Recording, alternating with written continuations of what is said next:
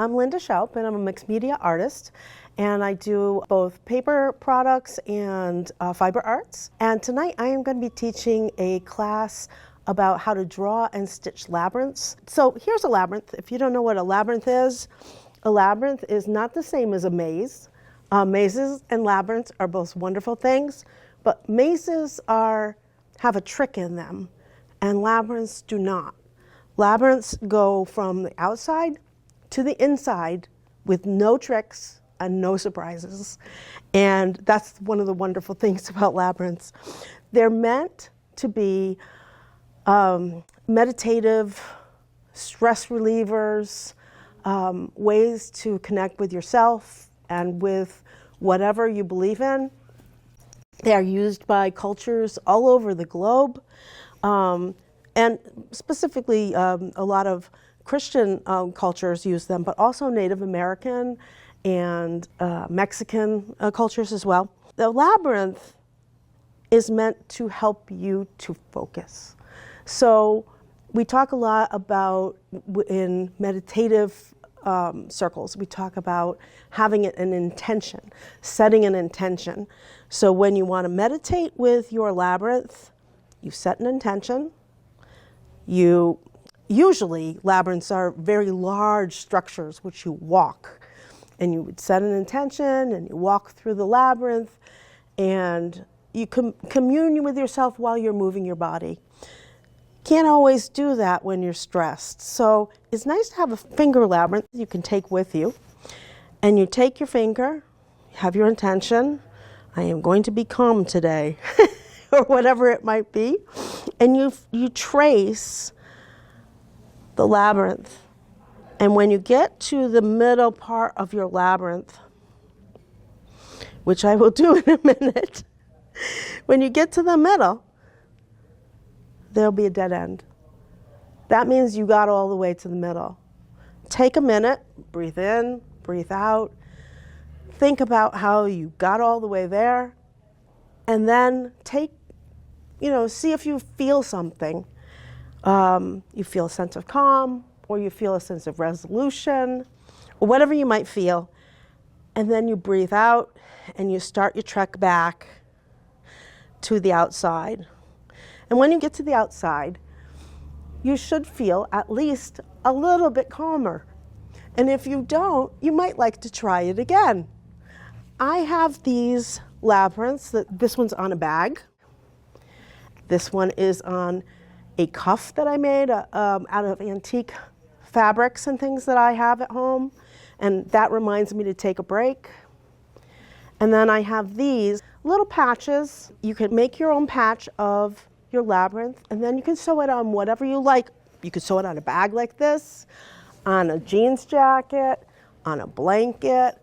You can do it on whatever you like. If you don't want to stitch, you can do it with gel glue on a piece of paper, anything you like. And then you can always have it with you, and it will help you with feeling more calm. My name is Lynda Shoup. I was a teacher here, a library teacher, as a matter of fact, in Southbridge for 10 years. Now I am a mixed media artist. I do paper, so journals and things like that, and I do fiber arts. And I got involved in labyrinths some time ago, and it was quite accidental. And labyrinths are fascinating to me because maybe your first experience with Labyrinth is seeing David Bowie in the movie Labyrinth some time ago. I didn't see the movie, I just saw the promo for it. Maybe you've been to a maze and you think, oh, I know what a labyrinth is, it's like a maze. And it kind of is, but labyrinths, the purpose of a labyrinth is meditative. Basically, it's for your insides. The purpose of a maze is to practice your mind, how clever you are to find your way out. That's why we have corn mazes and and potato mazes, actually, they have now, and some different things. And those are more I don't know, an act of intellect and figuring things out. They're more of a puzzle. And there are wrong answers in mazes and that kind of thing. Labyrinths are more for meditation, for stress relief, for finding yourself inside of them.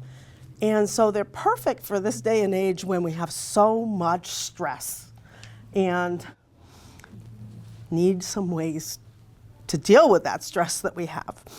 Originally, labyrinths were on the ground, very large structures, and you would walk the labyrinth while praying, meditating, whatever it is you do. You know, it's kind of an equal opportunity religious or meditative experience. There are many different kinds of labyrinths as well. Tonight we're going to look at the 3 circuit and the 9 circuit. The 3 is your starter one, and I always recommend doing the 3. The 9 I'm going to teach you how to do, and then after you've kind of looked at both of those, you'll have the opportunity to decide which one you want to embroider. Once you know how to draw them, you can draw them for the rest of your life on anything. I mean, just not on your refrigerator or on the wall, but you can draw them on a piece of paper. You can make them in clay. My daughter Madeline and I are planning to make a pizza with a labyrinth inside. So we've been talking about doing that, and we're going to do that soon. Okay, let's talk about the construction of a labyrinth. So you have a piece of paper that looks like this. The first thing you're going to do is take your pencil and take a piece of paper, and you're going to make a big letter T in the middle. Now, you're going to draw a little dot to make it into like a box. You're going to take a pen, and you're going to put it at the top of the T. And you're going to bring it up like this and make a little loop. You're going to take your pen and put it on the right side of the F, and you're going to bring it around to here. And now for the 3 circuit, you go from the other side of the F. You're going to go up and around until you hit that dot there. Finally, we're going to start at the very bottom of your F and go around and to here. Okay, this is the 3 circuit. You take your finger and you put it here. And now you're going to trace it to make sure there's nothing in your way to get to the middle. The middle of your F right here, that's going to be your inside, okay? That's where you're going to want to get to.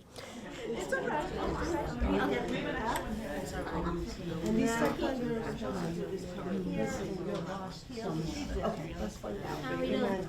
Show me yours. Already up the page.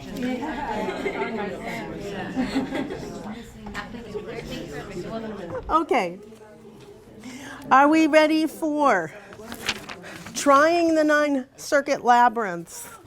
We're going to start out again with a letter T, lowercase t. And then you're going to imagine that you are making another, like an outline of that shape. So angles to make it like the outline of the T. The next thing is, same as before, you're going to want those little dots. And these dots are going to be, it's kind of like a Zentangle in a way. So we're going to then go to the top here, go up and around, make a little loop. And then you're going to come to this, the top of this one, and come over. Okay? to the next dot. And then you're going to come to the right side of it, go up and around. To the dot. To the dot. Next one down, you start at your right, and you go around. So I go this way. To the next available thing to connect to. And you just keep doing that, and you're going to end up at the end is going to be right, okay? The very last one connects a little bit funny. Looks like most people are there. What you're going to do now, well, now that you have your labyrinth, you're going to choose. I'm going to allow you to choose. You want to do the 9? You want to do the 3 to embroider. Which one do you want to do? Choose your 3, the one you want. And we're going to start you with your piece of fabric. That's pretty. This is done in the Alabama Shannon fashion, which is knit on knit. You draw the thing on your top knit, then you stitch along the line, and you trim away what you don't want. Nice. Sort of like sculpture. Nice. And that's how you do that one. You should all have a piece of white fabric. It is fairly small. You may notice it's fairly small. We wanted to give you a small piece so that you could feel like you could get it finished, because if we give you a big piece, it could take you forever, you know?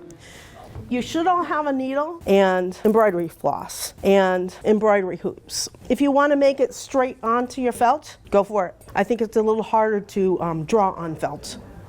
So there's that.